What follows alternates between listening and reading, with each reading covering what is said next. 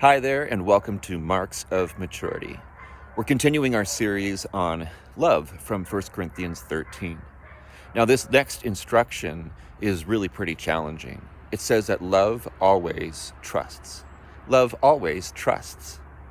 Now, if you're with somebody who is trustworthy, they've earned your trust, they tell the truth, they're dependable, you can rely on them because they're those kinds of steady people. Trusting isn't so hard. But what happens when trust gets violated? What happens when you feel like you've been stood up or they've not done the thing that they said they were going to do?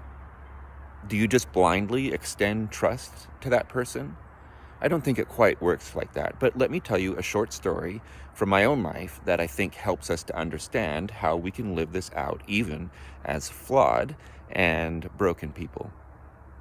It was a season in our marriage when I was taking care of our finances. Over the course of our marriage, there have been times when my wife, Tina, has done it, and there have been times when I have done it. But this particular season, I had let our credit card balance get too high. And some of that was just my own neglect. Some of it was maybe a little bit of confusion, but regardless, I should have talked to her much sooner than I did. And I waited too long.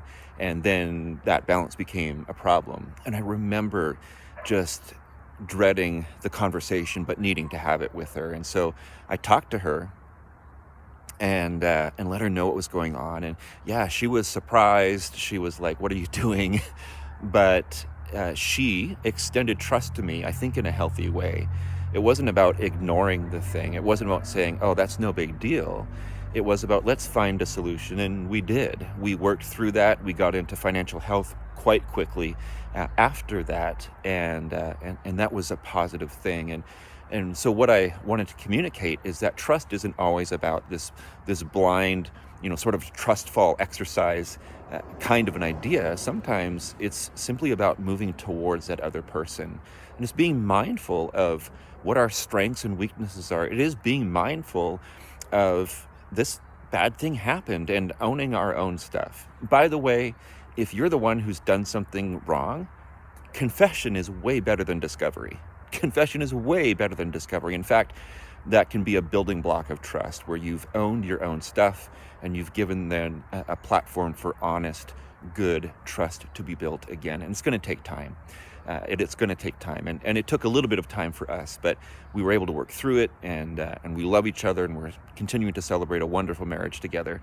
But that's maybe a better way for us to understand this idea that it's not just a blind thing, but rather we continue to move forward with one another and knowing that God is the one who is ultimately going to see us through to the end. Have a great week. God loves you so much.